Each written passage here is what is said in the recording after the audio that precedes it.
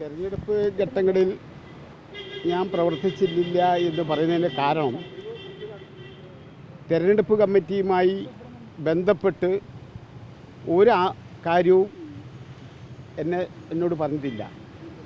രാഘവേട്ടൻ്റെ എല്ലാ ഇലക്ഷനിലും കഴിഞ്ഞ 3 തെരഞ്ഞെടുപ്പിലും മുന്നൊരുക്കം എന്നൊക്കെ പറഞ്ഞിട്ടുള്ള ഓരോ പരിപാടി ഇടുമ്പോഴൊക്കെ അതിൻ്റെ മുഖ്യ സൂത്രധാരകനായി അതിനെ വിളിച്ച് ചേർക്കപ്പെടുകയും കോർഡിനേറ്റ് ചെയ്യുകയും ചെയ്യുന്ന ഒരു വ്യക്തിയാണ് ഞാൻ.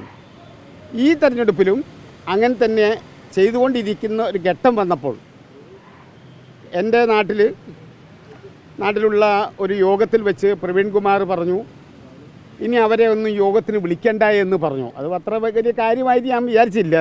എന്നെപ്പോലെ ഒരാളെ വിളിക്കാണ്ടിരിക്കേണ്ട ഒരു കാരണമില്ലല്ലോ.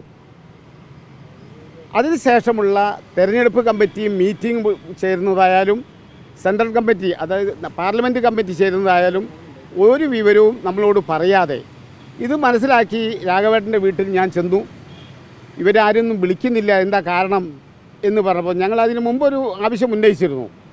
അഡ്വക്കേറ്റ് GC പ്രശാന്ത് കുമാറിൻ്റെ പേരിലെടുത്ത നടപടി പിൻവലിക്കണം, മറ്റൊരാവശ്യവും നമുക്കില്ല. അത് ആ പ്രശാന്തിൻ്റെ പേരിലെടുത്ത നടപടി പിൻവലിക്കണമെന്ന് ആവശ്യപ്പെട്ടവൻ രാഘവേട്ടൻ പറഞ്ഞു, ഞാൻ പറഞ്ഞാൽ അവൻ കേൾക്കില്ല. അവൻ ഉദ്ദേശിക്കുന്നത് DC പ്രസിഡൻറ്റിനെയാണ്. ഇതിനകത്ത് വേറൊരു കാര്യം എന്താണെന്ന് ചോദിച്ചാൽ, ഇത് കുറേ ഒരു ഗൂഢാലോചനയുടെ ഫലമായി ചെയ്യുന്ന ഒരു നടപടിയാണ്. KPCC പ്രസിഡൻറ്റിൻ്റെ വീട്ടിൽ പോയിട്ട് ഞങ്ങൾ സംസാരിച്ചിട്ട് 5 ദിവസം കൊണ്ട് തീർക്കണമെന്ന് 8 മാസം മുമ്പ് പറഞ്ഞ തീരുമാനം അത് തീർക്കാതെ ട്രേ ചെയ്ത് കൊണ്ടുവന്ന് ഡിസംബർ 31 വരെ കൊണ്ടുപോയതിൻ്റെ പ്രധാന കാരണക്കാരൻ പ്രവീൺ കുമാറാണ്, DCC പ്രസിഡൻ്റാണ്. DCC പ്രസിഡൻറ്റിൻ്റെ തെറ്റായ കീഴ്വഴക്കത്തിൻ്റെ കാരണക്കാരനായിരിക്കുന്നത് KPCC പ്രസിഡൻറ്റിനെ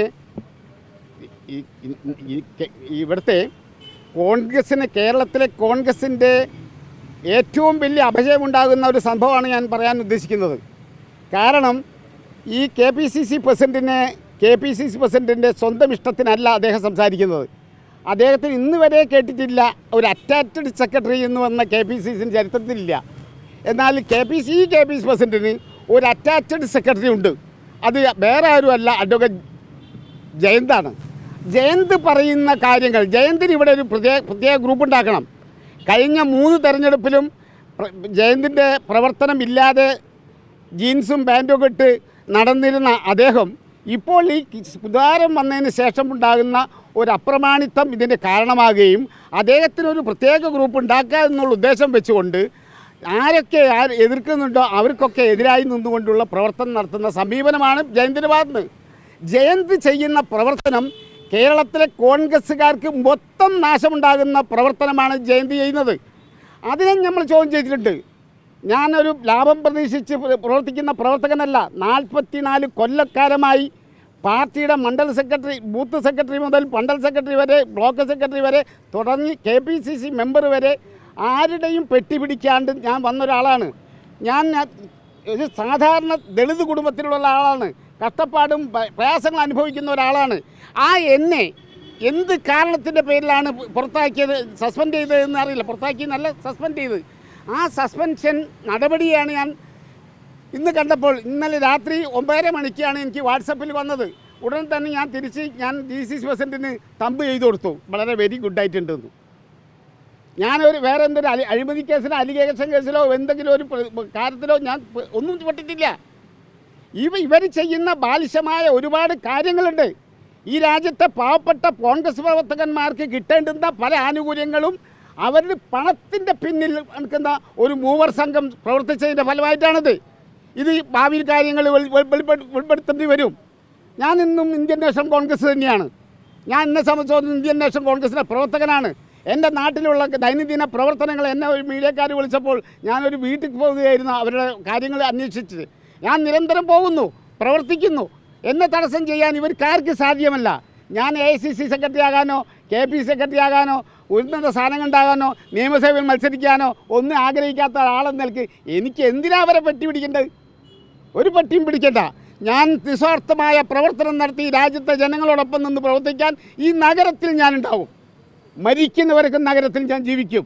കാരണം ഇത് പ്രവീൺ കുമാറിൻ്റെ പ്രവർത്തനത്തിൻ്റെ ഫലമായി, ജയന്തിൻ്റെ പ്രേരണ ഫലമായി അതിന് വഴിയായി കെ സുധാകരൻ്റെ നടപടി എടുപ്പിച്ചുകൊണ്ട് എടുക്കുന്ന നടപടി ഇന്ത്യൻ നാഷണൽ കോൺഗ്രസ്സിന് ഒരു തിരിച്ചു വരവില്ലാത്ത രീതിയിലേക്ക് ഈ പാർട്ടിയെ നശിപ്പിച്ചുകൊണ്ടിരിക്കുകയാണ്. ഇതിന്നില്ലെങ്കിൽ നാളെ നിങ്ങൾക്ക് ബോധ്യപ്പെടും. MK രാഘവൻ തന്നെ താങ്കളോട് നേരിട്ട് പ്രവർത്തനത്തിന് ഇറങ്ങണമെന്ന് വരെ ആവശ്യപ്പെട്ടു എന്നാണ് പറയുന്നത്. അദ്ദേഹം പറയുന്നുണ്ടെങ്കിൽ അദ്ദേഹം കളവ് പറഞ്ഞെന്ന് എനിക്ക് പറയാൻ പ്രയാസമുണ്ട്. കാരണം ഞാൻ അത്രയും സ്നേഹിക്കുന്ന ഒരു വ്യക്തിയാണ്. MK രാഘവൻ എന്ന് പറയുന്ന അദ്ദേഹത്തിൻ്റെ വിശ്വസ്തമായ നിന്നുകൊണ്ട് ഒരു ചില്ലിക്കാസിൻ്റെ അഴിമതിയോ ശ്വസനപക്ഷപാതമോ നടത്താതെ അദ്ദേഹത്തിൻ്റെ ഇമേജ് വർദ്ധിപ്പിക്കുക എന്നുള്ള ലക്ഷ്യം വെച്ചുകൊണ്ട് മാത്രം 15 കൊല്ലക്കാലം പ്രവർത്തിച്ച ഒരാളാണ് ഞാൻ. അത് അദ്ദേഹം കളവ് പറഞ്ഞെന്ന് പറയാൻ എനിക്ക് എൻ്റെ നാവ് പൊന്തതില്ല. പറഞ്ഞത് കളവായിരിക്കാം, പക്ഷേ ഞാൻ പ്രവർത്തിക്കും, എൻ്റെ പുരേൻ്റെ അകത്തുനിന്ന് പ്രവർത്തിക്കുന്നുണ്ട് എന്ന് പറഞ്ഞാൽ മനസ്സിലാവും. ഞാൻ പുറത്തേക്ക് ഇറങ്ങിയില്ലല്ലോ. ഞാൻ ഉണ്ടായില്ല. ഇനി പ്രവർത്തിക്കാൻ എനിക്ക് അവസരം തന്നിട്ടില്ല. പ്രവർത്തിക്കാൻ ഞാൻ വീട്ടിൽ തുടങ്ങില്ലല്ലേ. LDF സ്ഥാനാർത്ഥിനെ നേരിട്ട് പരിചയം ഉണ്ടെങ്കിലല്ലേ സഹായിക്കാൻ പറ്റുള്ളൂ. ഇതിന് LDF സ്ഥാനാർത്ഥി നേരിട്ട് പരിചയം വേണ്ടേ? പ്രതികുമാറാണെങ്കിൽ പരിചയം ഉണ്ടെന്ന് അറിയാം. ഇപ്പം സ്ഥാനാർത്ഥിനെ ഇങ്ങനെ ദൂരത്ത് നിന്ന് കണ്ടു എന്നുള്ള അമ്പിളിയമ്മാനും ഞാനും തമ്മിൽ വ്യത്യാസം അത്രേ പരിചയമുള്ളൂ. എനിക്ക് വലിയ പരിചയമൊന്നുമില്ല. ഇനി പരിചയം പെടുത്തുകയാണെങ്കിൽ ഞാൻ നന്നായിരുന്നു. എനിക്ക് എന്നെ സംബന്ധിച്ചിടത്തോളം ഇതേ ഉള്ളൂ. ഒരു സാധാരണ കുടുംബത്തിൽ നിന്ന് വന്ന ഒരു ദളിത് കുടുംബത്തിൽ വന്ന എന്നെ പോലുള്ള ആൾ, ഞാൻ കേരള ദളിത് ഫെഡറേഷൻ്റെ സംസ്ഥാന പ്രസിഡൻ്റാണ്. എൻ്റെ അധ്വാനം, എൻ്റെ പണം, എൻ്റെ കാര്യങ്ങൾ ഞാൻ അധ്വാനിച്ചുണ്ടാക്കുന്ന പണം കൊണ്ടാണ് ഞാൻ ദളിത് മേഖലയിൽ പ്രവർത്തിക്കുന്നത്. ഞാൻ കാരുണ്യ പ്രവർത്തനം നടത്തുന്ന ഇവരുടെ ആരും കാശ് വാങ്ങിയിട്ടല്ല. ഞാൻ ഇവിടുത്തെ സാധാരണക്കാരൻ്റെ ആവശ്യങ്ങൾക്ക് നിർവഹിക്കുന്നത്. ഞാൻ തീർച്ചയായും ആ പ്രവർത്തനം നടത്തുന്നതാണ് എന്നെന്ന് നിങ്ങളെ മുമ്പിൽ പിടിച്ചു നിൽക്കാൻ എനിക്ക് ശക്തി നൽകുന്നത് ജഗദീശ്വരൻ്റെ ആ കഴിവ് കൊണ്ടാണെന്ന് വിശ്വസിക്കുന്ന ഒരാളെ ഞാൻ.